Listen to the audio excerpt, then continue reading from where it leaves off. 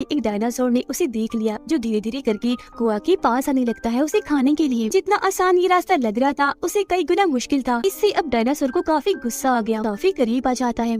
Film की शुरुआत background में चल रही एक आवाज को सुनाने से होती है जो बता रही थी कि हमारी दुनिया बहुत ही बड़ी और कभी ना खत्म होने वाली है और बिल्कुल हमारी जमीन जैसा ही एक प्लेनेट यानी सैयारा है सोलारिस, जहाँ पर इंसानों जैसी ही जिंदगी थी। उनकी वो बहुत अच्छी दुनिया थी, वो लोग बड़े आराम से रह रहे थे। अब हालांकि ये वक्त आज का नहीं बल्कि 65 मिलियन साल पहले का वक्त था, लेकिन फिर भी सोलारिस के लोग इतने ज्यादा एडवांस थे कि वो किसी भी दूसरी प्लेनेट पर आसानी से जा सकती थी, कहीं पर भी सफर कर सकती थी। हम देखते हैं इस कहानी के मेन कैरेक्टर माइल्स को, जो अपनी वाइफ और बेटी के साथ सोलारिस में रहता था और इस वक्त एक समंदर किनारे आए हुए थे। उसकी बेटी को एक जानलेवा बीमारी थी जिसका इलाज इतना महंगा था कि माइल्स के पास उतने पैसे नहीं थे, तो इसीलिए उसने एक स्पेस मिशन पर जाने का फैसला किया। मतलब वो खुद भी क्योंकि पायलट है तो साइंटिस्ट की एक टीम को इस जगह से किसी और प्लेनेट पर ले जाने वाला था और उसके इस मिशन में तकरीबन 2 साल लग जाने थे और मिशन के जितने पैसे उसे मिलेंगे उनसे वो अपनी बेटी का इलाज करवाएगा। अपनी बेटी के लिए ऐसा करना ही था उसे और कोई रास्ता नहीं था। जाने से पहले माइल्स की बेटी उसे कहती है कि डैड, मैं आपका इंतजार करूंगी, मुझे पता है कि आप सही सलामत वापस जरूर लौटेंगे। और इसी के साथ माइल्स अपने मिशन पर निकल जाता है। हमें सीधा 2 साल के बाद का वक्त दिखाया जाता है जहाँ हम आसमान में माइल्स के स्पेसशिप को उड़ता हुआ देखते हैं। मतलब वो अपनी मंजिल के काफी करीब था, आगे बढ़ ही रही थी कि तभी बहुत सारे चट्टानों के टुकड़े एकदम से इनकी स्पेसशिप से आकर टकरा जाते हैं। ये हादसा इतना खतरनाक बन जाता है कि पूरा स्पेसशिप जोर से हिलने लगता है। इस हलचल में माइल्स की भी आँख खुल गई। वो खुद ही आकर अब स्पेसशिप को चलाने लगता है क्योंकि इस वक्त बाकी के सभी लोग गहरी नींद में थे, चेम्बर्स में सो रहे थे और ये स्पेसशिप ऑटो पे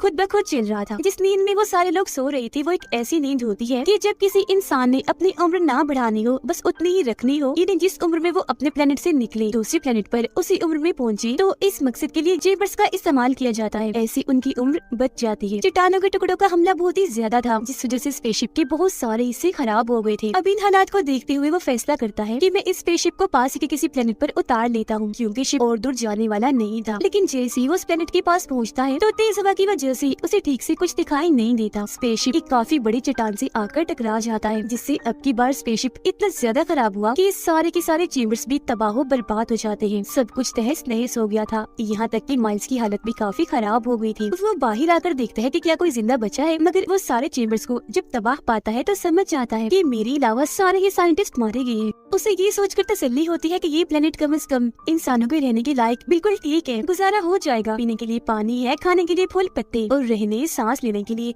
बिल्कुल ठीक माहौल। लेकिन उसे ये अंदाजा नहीं था कि सिर्फ जिंदगी ही नहीं बल्कि यहाँ और भी बहुत बड़े बड़े खतरे मौजूद थे। देखने से ये प्लेनेट बिल्कुल हमारी दुनिया जैसा ही था क्योंकि ये जमीन ही थी, पर ये हमारी वो दुनिया नहीं थी जिसमें अब हम रह रहे हैं, बल्कि आज से 65 मिलियन साल पहले की, जब इंसान का रहन सहन वहाँ शुरू ही नहीं हुआ था क्योंकि वहाँ इंसान थे ही नहीं बल्कि बड़े बड़े डायनासोर्स और उन जैसे क्रिएचर्स थे। फिर अब वो इस प्लेनेट की सारी जानकारी अपने बेस में भेजता है और जो कुछ उनके साथ हुआ वो भी बताता है। उसे याद आता है कि हमारी इस स्पेसशिप में 2 छोटी स्पेसशिप भी थी जो इमरजेंसी की सूरत में काम आती थी, लेकिन उसे अंदाजा नहीं था कि वो कहाँ गिरी होंगी। और क्योंकि वो शिप्स काफी मजबूत थी तो माइल्स फैसला करता है कि अब मैं उन्हें ढूंढूंगा और कैसे भी करके अपने प्लेनेट तक जाने की कोशिश करूंगा। अब खाने पीने के लिए उसे कुछ नहीं मिल रहा था, ऊपर से इतनी मुश्किल हालात, जिस वजह से एक बार तो माइल्स खुद को मार डालने का सोचता है, लेकिन जब उसे अपनी बेटी का ख्याल आता है वो रुक गया। उसकी वीडियोस तस्वीरें देखकर उसे याद करने लगता है। फिर तभी उसे स्क्रीन पर एक सिग्नल मिलता है कि उन चेम्बर्स में से एक चेम्बर में से आवाज आ रही है क्योंकि उसमें अभी भी कोई जिंदा था। माइल्स जल्दी से चेम्बर्स के पास जाता है चेक करने कि क्या सच में कोई जिंदा है। काफी ढूंढने जांच पड़ताल करने के बाद चेम्बर उसे मिल गया। खोलने पर उसके अंदर छोटी बच्ची थी जो उसके बेटे की उम्र की थी। उसे अपने साथ वो ले जाता है और होश में लाकर पूछता है कि तुम कौन हो बेटा, कहाँ से आई थी और तुम्हारे सारे ग्रुप का क्या प्लान था। लड़की बोलती तो है लेकिन उसकी जुबान माइल्स की जुबान से बिल्कुल अलग थी। यही वजह है कि वो समझ नहीं पाता कि आखिर क्या कहना चाह रही है, किस जुबान में बात कर रही है। तभी उसे ख्याल आता है कि चेम्बर में से मुझे एक डायरी मिली थी जिसे पढ़ने पर माइल्स को पता चलता है कि इस बच्ची का नाम कोआ है। फिर अगली सुबह माइल्स इस पूरे प्लेनेट को बारीकी से जांचने के लिए छानबीन करने के लिए चला जाता है। साथ ही वो अपने छोटे स्पेसशिप को भी ढूंढने की कोशिश कर रहा था। यहाँ पर बहुत सारे वोल्केनो ज्वालामुखी भी थे जिनमें से एक फट जाता है और काफी बड़े डायनासोर का स्केलेटन कंकाल भी वहाँ पर पड़ा हुआ था।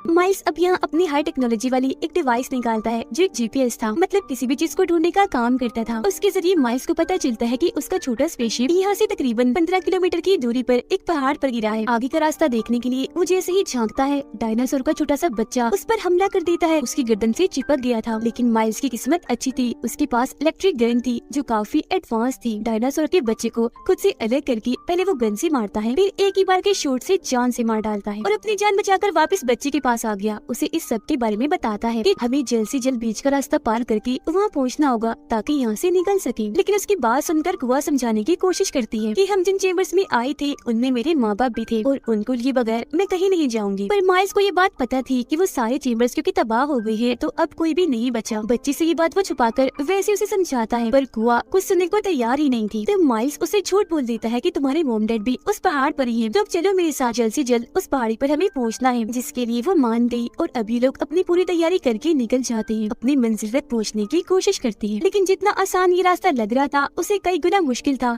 खतरों से घिरा हुआ, क्योंकि इस वक्त में न सिर्फ चलने वाले बल्कि उड़ने वाली डायनासोर्स और ना जाने कितने किस्म के ऐसे क्रिएचर्स थी जो किसी भी टाइम इन पर हवाई हमला कर सकती थी। अब ये दोनों छुपते छुपाते एक काफी बड़े मैदान से आगे बढ़ के जंगल में आ जाते हैं। यहाँ पर भी बहुत सारे डायनासोर्स और क्रिएचर्स थे जो आकर इन्हें नुकसान पहुँचाने की कोशिश कर रहे थे, पर माइल्स अपनी इलेक्ट्रिक गन से उन्हें मार मार कर अपना और कुआ का बचाव करता जा रहा था। इन्हें एक झरना मिलता है जहाँ से पानी पीकर मुंह धोकर थोड़ा सुकून करते हैं। माइल्स फिर एक पेड़ की टहनी पर बैठ जाता है और अपने जीपीएस की मदद से पता लगवाने की कोशिश कर रहा था कि अब उनका स्पेसशिप कितनी दूरी के फासले पर है। लेकिन तभी अचानक टहनी टूट जाती है। माइल्स काफी जोर से जमीन पर आकर गिरता है, जिससे उसका उल्टा बाजू काफी जख्मी हो गया था। उसे बहुत तकलीफ हो रही थी। टहनी के टूटने की आवाज सुनकर 2-3 बड़े बड़े डायनासोर्स इस तरफ आने लगते हैं माइल्स पर हमला करने के लिए। पर इस वक्त खुशकिस्मती से उसके पास कुछ बॉम्ब्स थे जिन्हें उन डायनासोर्स पर फोड़ फोड़ कर माइल्स उन्हें मार रहा था और ऐसे अपना बचाव कर रहा था। जबकि इस बीच को अपनी जान बचाने के लिए वहाँ से थोड़ा दूर भागकर एक जगह पर आकर छुप जाती है, मगर बहुत जल्द उसे एहसास हो जाता है कि मैं तो गलत जगह पर आ गई, क्योंकि ये जगह उड़ने वाले सभी क्रिएचर्स का ठिकाना था। वो यहाँ आकर बैठते थे। तो अब उनसे बचने के लिए चुपके से वो टूटे हुए पेड़ के ऊपर जाकर अपनी जान बचाने की कोशिश करती है, पर गलती से उसे भी एक आवाज पैदा हो गई। उड़ने वाली एक डायनासोर ने उसे देख लिया जो धीरे धीरे करके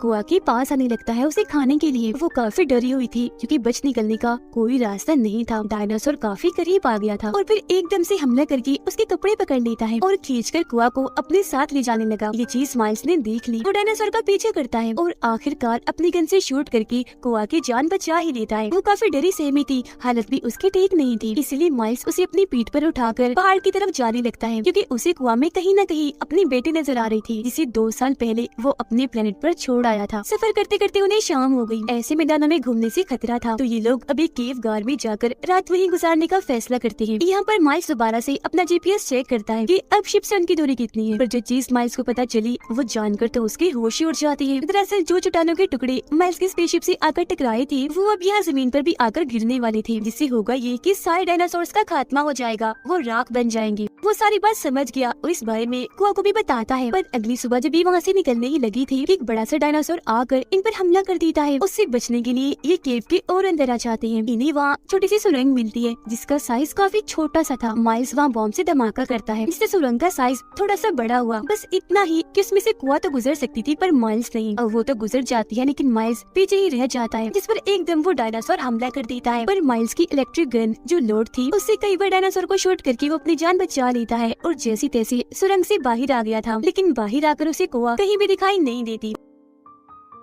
वो आसमान की तरफ से बहुत सारे चट्टानों के टुकड़े जमीन की तरफ आता हुआ देखता है, जिसका मतलब था कि जल्द से जल्द उन्हें इस प्लेनेट को खाली करके यहाँ से निकलना है, वरना ये मारे जाएंगे। और अब वो तेजी से उस जगह के लिए भागने लगता है जहाँ पर छोटा स्पेसशिप था। लेकिन इसी बीच वो गलती से एक काफी बड़े खतरनाक दलदल में गिर जाता है। बाहर निकलने की वो बहुत कोशिश करता है पर दलदल उसे निकलता ही जा रहा था। यहाँ तक कि वो कुआ को भी आवाज लगाता है पर बचने की अब कोई उम्मीद उसे दिखाई नहीं दे रही थी। काफी अंदर धंस गया था वो पूरा ही डूब जाता कि उससे पहले ही कुआ वहाँ आ जाती है उसकी मदद करने के लिए। वो पेड़ की एक लंबी सी टहनी माइल्स के पास फेंकती है, जिसको पकड़कर जैसी तैसी वो बाहर आ ही जाता है। बाहर आते ही वो कुआ को अपने गले से लगा लेता है जैसे वो उसकी बेटी ही हो, क्योंकि दोबारा जिंदगी पाकर वो बहुत खुश था। फिर उसे बताता है कि अब ये प्लेनेट बहुत जल्द खत्म होने वाला है, हमें निकलना होगा। ये पूरा दिन पूरी शाम सफर करते हैं और आखिरकार रात होने से पहले वो स्पेसशिप तक पहुँच जाते हैं। खुशकिस्मती ये थी कि इस वाले स्पेसशिप को जरा सा भी कुछ नहीं हुआ था, बिल्कुल ठीक था, ये लोग निकल सकते थे। तो वक्त को बर्बाद ना करते हुए माइल्स जैसे स्पेसशिप स्टार्ट करता है तो कुआ बाहर आ जाती है और अपने माँ बाप को ढूंढने लगी, क्योंकि माइल्स ने उसे कहा था कि तुम्हारे मॉम डैड पहाड़ की चोटी पर ही मिलेंगी। पर बहुत जल्द उसे भी समझ लग गई थी कि माइल्स ने मेरे साथ झूठ बोला, क्योंकि स्पेसशिप के हादसे में सारे चेम्बर्स तबाह हो गई थी, जिनमें कुआ के मॉम डैड भी मारे गए। माइल्स बच्चे को शांत करने की कोशिश करता है, पर वो तो काफी गुस्सा और नाराज हो रही थी। तो माइल्स उससे माफी मांगता है और सच बता ही देता है कि मैंने ये सब तुम्हारी और अपनी जान बचाने के लिए किया, और अब जल्दी करो, निकलते हैं यहाँ से, वरना हम भी चट्टानों के नीचे दबने से मारे जाएंगे। कुआ रो रही थी। अब उसका भरोसा जीतने के लिए माइल्स उसे अपनी बेटी की तस्वीर दिखाता है और बताता है कि 2 साल पहले मैं इस स्पेस मिशन पर इसीलिए निकला ताकि कमाए गए पैसों से अपनी बेटी का इलाज करवा सकूं। उसे जानलेवा बीमारी है और अब अगर मैं टाइम पर ना पहुंच सका तो वो बच नहीं पाएगी। कुआ को प्यार इसलिए दे रहा था क्योंकि उसे उसमें अपनी बेटी ही दिख रही थी, तो वो कैसे भी करके उसकी जान बचाना चाहता था। यहाँ से निकाल कर कुआ उसकी बातें सुनकर जज्बाती हो जाती है और गले से लगकर रोने लग जाती है, और अभी दोनों जल्दी से जाकर स्पेसशिप में बैठ जाती हैं। लेकिन इससे पहले वो यहाँ से निकलते ही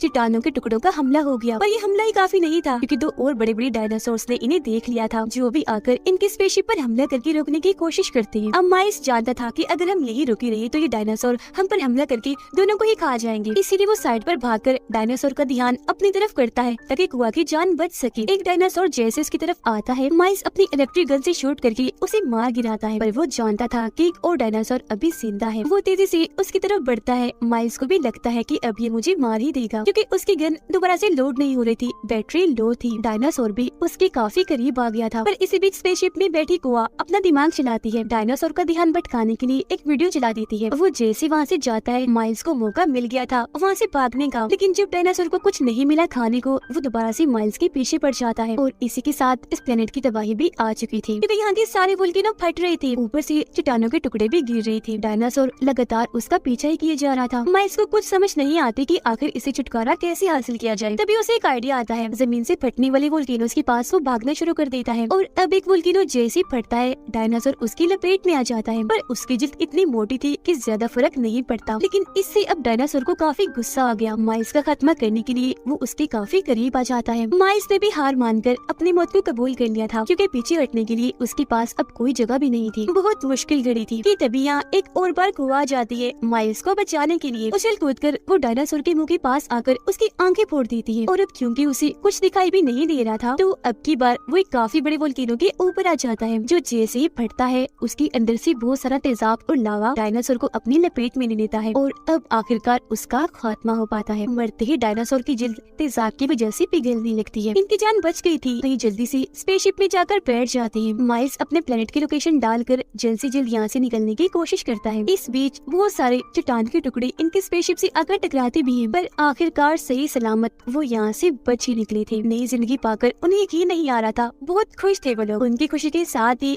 फिल्म की यहीं पर हैप्पी एंडिंग हो जाती है।